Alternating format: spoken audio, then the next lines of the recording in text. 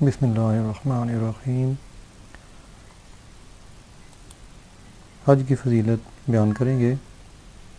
اللہ تعالیٰ ارشاد فرماتا ہے، بے شک پہلا گھر جو لوگوں کے لیے بنایا گیا وہ ہے جو مکہ میں ہے، برکت والا اور ہدایت تمام جہان کے لیے، اس میں کھلی ہوئی نشانیاں ہیں۔ مقام ابراہیم، اور جو شخص اس میں داخل ہو باامن ہے، اور اللہ کے لیے لوگوں پر بیت اللہ کا حج ہے۔ جو شخص باعتبار راستہ کے اس کی طاقت رکھے، اور جو کفر کرے، اللہ سارے جہان سے بے نیاز ہے۔ پھر فرماتا ہے، حج اور عمرہ کو اللہ کے لیے پورا کرو۔ صحیح مسلم میں حضرت ابو ہریرہ رضی اللہ عنہ سے مروی ہے، رسول اللہ صلی اللہ علیہ وسلم نے خطبہ پڑھا اور فرمایا، اے لوگو، تم پر حج فرض کیا گیا، لہذا حج کرو۔ ایک شخص نے عرض کی، کیا ہر سال؟ یا رسول اللہ صلی اللہ علیہ وسلم۔ حضور صلی اللہ علیہ وسلم نے سکوت فرمایا۔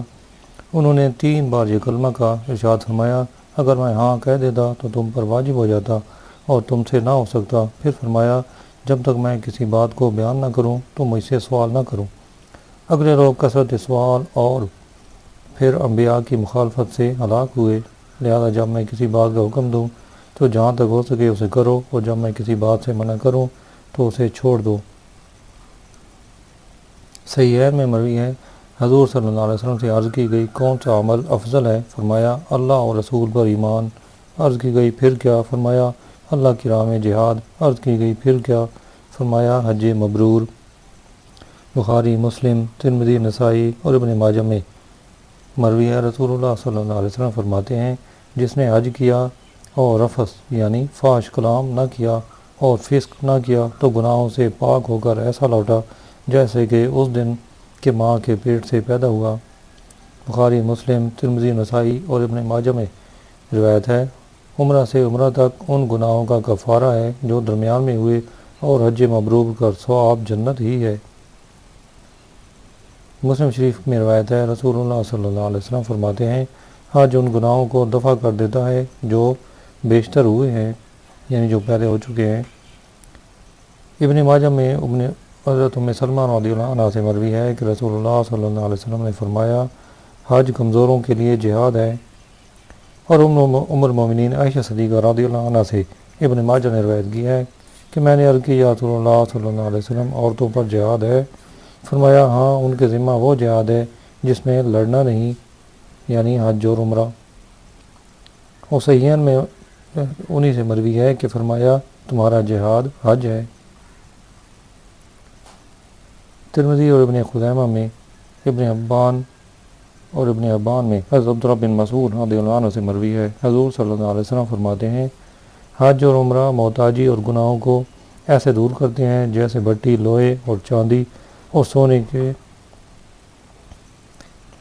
سونے کے میل کو دور کرتی ہے، اور حج مبرور کا ثواب جنت ہی ہے۔ بخاری اور مسلم میں حضرت ابن عباس رضی اللہ عنہ سے مروی ہے کہ حضور صلی اللہ علیہ وسلم نے فرمایا، رمضان میں عمرہ میرے ساتھ حج کے برابر ہے۔ روایت ہے کہ حضور صلی اللہ علیہ وسلم نے فرمایا، حاجی اپنے گھر والوں میں سے 400 کی شفاعت کرے گا اور گناہوں سے ایسا نکل جائے گا جیسا کہ اس دن کے ماں کے پیٹ سے پیدا ہوا۔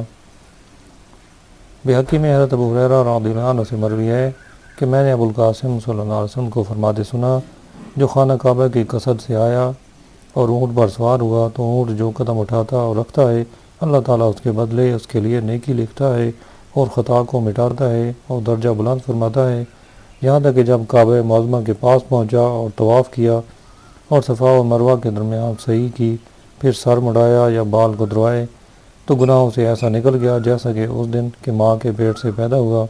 اور اسی کے مثل عبداللہ بن عمر رضی اللہ عنہ سے بھی روایت ہے۔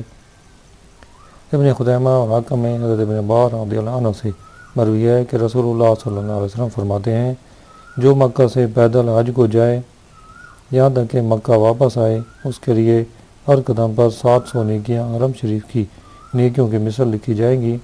کہا گیا، حرم کی نیکیوں کی کیا مقدار ہے؟ فرمایا، ہر نیکی 1,00,000 نیکی ہے۔ جابر رضی اللہ عنہ سے مروی ہے کہ حضور صلی اللہ علیہ وسلم نے فرمایا، حج اور عمرہ کرنے والے اللہ کے وفد ہیں، اللہ تعالیٰ نے انہیں بلایا، یہ حاضر ہوئے، انہوں نے اللہ سے سوال کیا، اس نے انہیں دیا، حضرت ابو ہریرہ رضی اللہ عنہ سے طبرانی میں روایت ہے کہ حضور صلی اللہ علیہ وسلم نے فرمایا حاجی کی مغفرت ہو جاتی ہے اور حاجی جس کے لیے استغفار کرے اس کے لیے بھی۔ حضرت ابن عباس رضی اللہ عنہ سے مروی ہے کہ رسول اللہ صلی اللہ علیہ وسلم فرماتے ہیں حج فرض جلد ادا کرو کہ کیا معلوم کیا پیش آئے۔ طبرانی اوس میں ابو ذر رضی اللہ عنہ سے مروی ہے کہ نبی کریم صلی اللہ علیہ وسلم نے فرمایا کہ داؤد علیہ السلام نے عرض کی اے اللہ جب تیرے بندے تیرے گھر کی زیارت کو آئیں تو انہیں تو کیا عطا فرمائے گا؟ فرمایا ہر زائر کا اس پر حق ہے جس کی زیارت کو جائے، ان کا مجھ پر یہ حق ہے کہ دنیا میں انہیں عافیت دوں گا اور جب مجھ سے ملیں گے تو ان کی مغفرت فرما دوں گا۔ طبرانی کبیر میں حضرت ابن عمر رضی اللہ عنہ سے مروی ہے، کہتے ہیں میں مسجد منا میں نبی کریم صلی اللہ علیہ وسلم کی خدمت میں حاضر تھا۔ ایک انصاری اور ایک ثقفی نے حضور صلی اللہ علیہ وسلم کی خدمت میں حاضر ہو کر سلام عرض کی، پھر کہا یا رسول اللہ صلی اللہ علیہ وسلم ہم کچھ پوچھنے کے لیے حضور کی خدمت میں حاضر ہوئے ہیں۔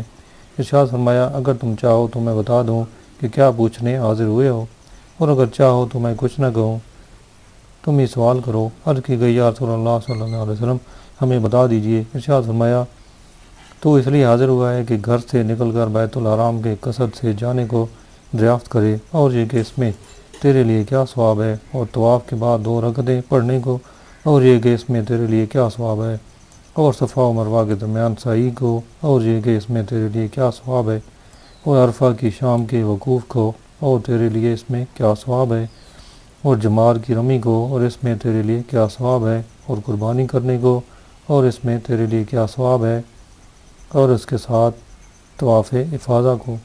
اس شخص نے عرض کی قسم ہے اس ذات کی جس نے حضور صلی اللہ علیہ وسلم کو حق کے ساتھ بھیجا، اس لیے حاضر ہوا تھا کہ ان باتوں کو حضور سے دریافت کروں۔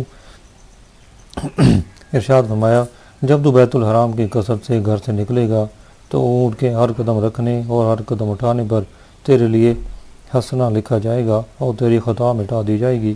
طواف کے بعد کی 2 رکعتیں ایسی ہیں جیسے اولاد اسماعیل میں کوئی غلام ہو، اس کے آزاد کرنے کا ثواب، اور صفا و مروہ کے درمیان سعی 70 غلام آزاد کرنے کے مثل ہے۔ اور عرفہ کے دن وقوف کرنے کا حال یہ ہے کہ اللہ تعالیٰ آسمان دنیا کی طرف خاص تجلی فرماتا ہے اور تمہارے ساتھ ملائکہ پر مباحثت فرماتا ہے۔ ارشاد فرماتا ہے میرے بندے دور دور سے پراگندہ سر میری رحمت کے امیدوار ہو کر حاضر ہوئے، اگر تمہارے گناہ ریتے کی گنتی اور بارش کے قطروں اور سمندر کے جاگ کے برابر ہوں تو میں سب کو بخش دوں۔ میرے بندو واپس جاؤ، تمہاری مغفرت ہو گئی اور اس کی جس کی تم شفاعت کرو۔ اور جمروں پر رمی کرنے میں ہر کنکری پر ایک ایسا کبیرہ مٹا دیا جائے گا جو ہلاک کرنے والا ہے، اور قربانی کرنا تیرے رب کے حضور تیرے لیے ذخیرہ ہے، اور سر مڈانے میں ہر بال کے بدلے میں حسنہ لکھا جائے گا اور ایک گناہ مٹایا جائے گا۔ اس کے بعد خانہ کعبہ کے طواف کا یہ حال ہے کہ تو طواف کر رہا ہے، تیرے لیے کچھ گناہ نہیں، ایک فرشتہ آئے گا اور تیرے شانوں کے درمیان ہاتھ رکھ کر کہے گا کہ زمانہ آئندہ میں عمل کر، اور زمانہ گزشتہ میں جو کچھ تھا معاف کر دیا گیا۔ ابو جعفر حضرت ابو ہریرہ رضی اللہ عنہ سے روایت کرتے ہیں کہ رسول اللہ صلی اللہ علیہ وسلم نے فرمایا جو حج کے لیے نکلا اور مر گیا قیامت تک اس کے لیے حج کرنے والے کا ثواب لکھا جائے گا، اور جو عمرہ کے لیے نکلا اور مر گیا اس کے لیے قیامت تک عمرہ کرنے والے کا ثواب لکھا جائے گا، اور جو جہاد میں گیا اور مر گیا اس کے لیے قیامت تک غازی کا ثواب لکھا جائے گا۔ طبرانی میں ام المومنین عائشہ صدیقہ رضی اللہ عنہ سے مروی ہے کہ رسول اللہ صلی اللہ علیہ وسلم فرماتے ہیں جو اس راہ میں حج یا عمرہ کے لیے نکلا اور مر گیا اس کی پیشی نہیں ہوگی، نہ حساب ہوگا، اور اس سے کہا جائے گا تو جنت میں داخل ہو جا۔ طبرانی جابر رضی اللہ عنہ سے روایت کرتے ہیں نبی کریم صلی اللہ علیہ وسلم نے فرمایا یہ گھر اسلام کے ستونوں میں سے ایک ستون ہے، پھر جس نے حج کیا یا عمرہ وہ اللہ کے ضمان میں ہے، اگر مر جائے گا تو اللہ تعالیٰ اسے جنت میں داخل فرمائے گا، اور گھر کو واپس کر دے تو اجر و غنیمت کے ساتھ واپس کرے گا۔ دارمی میں روایت ہے رسول اللہ صلی اللہ علیہ وسلم نے فرمایا جسے حج کرنے سے نہ حاجت ظاہرہ مانی ہوئی، نہ بادشاہ ظالم، نہ کوئی ایسا مرد جو روک دے، پھر بغیر حج کیے مر گیا تو چاہے یہودی ہو کر مرے یا نصرانی ہو کر ترمذی ابن ماجہ میں حضرت ابن عمر رضی اللہ عنہ سے مروی ہے، ایک شخص نے عرض کی کیا چیز حج کو واجب کرتی ہے؟ فرمایا توشہ اور سواری۔ کسی نے عرض کی یا رسول اللہ صلی اللہ علیہ وسلم حاجی کو کیسا ہونا چاہیے؟ فرمایا پراگندہ سر، میلا کچیلا۔ دوسرے نے عرض کی یا رسول اللہ صلی اللہ علیہ وسلم حج کا کون سا عمل افضل ہے؟ فرمایا بلند آواز سے لبیک کہنا اور قربانی کرنا۔ کسی نے عرض کی سبیل کیا ہے؟ فرمایا توشہ اور سواری۔ ابو داؤد ابن ماجہ میں ام سلمہ رضی اللہ عنہ سے مروی ہے کہ میں نے رسول اللہ صلی اللہ علیہ وسلم کو فرماتے سنا جو مسجد اقصی سے مسجد حرام تک حج یا عمرہ کا احرام باندھ کر آیا اس کے اگلے اور پچھلے گناہ سب بخش دیے جائیں گے یا اس کے لیے جنت واجب ہوگی۔ اللہ تعالیٰ عمل کرنے کی توفیق عطا فرمائے۔ وما علینا الا البلاغ المبین۔